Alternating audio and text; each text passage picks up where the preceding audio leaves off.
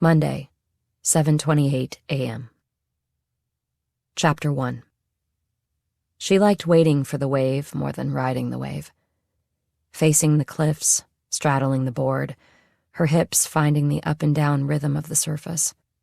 Riding it like a horse, making her think about Cowpo Boy when she was a child.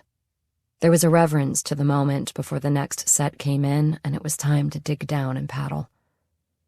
She checked her watch. She could fit in one more.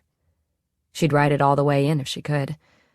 But she savored the moment of just floating, closing her eyes and tilting her head upward.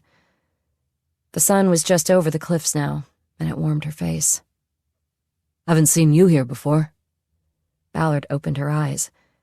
It was the guy on the One World board.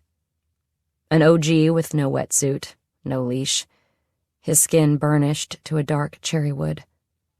She braced for what she knew would come next, territorial male posturing. "I'm usually at Topanga," she said, but there was nothing there this morning. She didn't mention that she'd consulted a wave app. The OGs would never look at an app. He was 20 feet to her left, riding the low rollers sideways so he could keep an eye on her. Women were unusual at staircases. It was a big boy's break. Lots of rocks in the short tide. You had to know what you were doing, and Ballard did. She hadn't crossed anybody's tube, had not pulled out of a wave too soon. If this guy was going to try to school her, she would shut him down quick. "I'm Van," he said. "Renee," she said. "So, you want to get breakfast at Paradise Cove after?" A little forward, but okay. "Can't," she said. "Got one more set and then I got a job. But thanks." "Maybe next time," Van said. Before the conversation got more awkward, somebody farther down the line began paddling, aligning his board with an incoming wave. It was like a bird startling and jumping the whole flock into flight. Ballard checked over her shoulder and saw the next set coming in tall.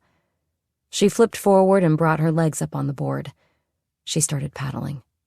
Deep strokes, fingers together to get speed, digging down. She didn't want to miss the wave, not in front of Van. She glanced to her left and saw him paddling stroke for stroke with her. He was going to press her, show her whose break it was.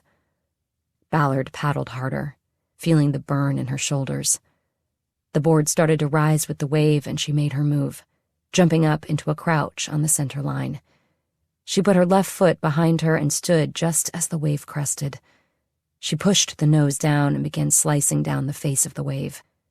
She heard Van's voice in the wake, calling her goofy foot. She put her hands out for balance, heeled the board into a turn, and went up the wall before cutting it back down and taking it all the way in. For 8 seconds, everything about the world was gone. It was just her and the ocean, the water, nothing else. She was coasting on foam when she remembered Van and looked back for him. He was nowhere in sight, and then his head came up in the surf along with his red board. He raised his hand, and Ballard nodded her goodbye. She stepped off, lifted her board, and walked out of the surf. She had her wetsuit stripped down to her hips by the time she rounded the dunes and got to the parking lot. The combination of sun and wind was already drying her skin. She leaned her board against the side of the Defender and reached under the rear wheel well for her key box. It was gone. She crouched down and looked at the asphalt around the tire for the magnetic box. It was not there. She leaned in, looking up into the well, hoping she had set the box in the wrong spot, but it was gone. Fuck. She quickly got up and went to the door. She pulled the handle and the door opened, having been left unlocked. Fuck. There was the key and the magnetic box on the driver's seat. She saw that the glove compartment was open. She leaned in, reached under the driver's seat, and swept her hand back and forth on the carpet. Her phone, gun, wallet, and badge were gone. She swept her hand farther under the seat and pulled out her handcuffs and a 7-shot Ruger boot gun that the thief had apparently missed. She stood up and looked around the parking lot. No one was there. just the row of cars and campers belonging to the surfers still out on the water.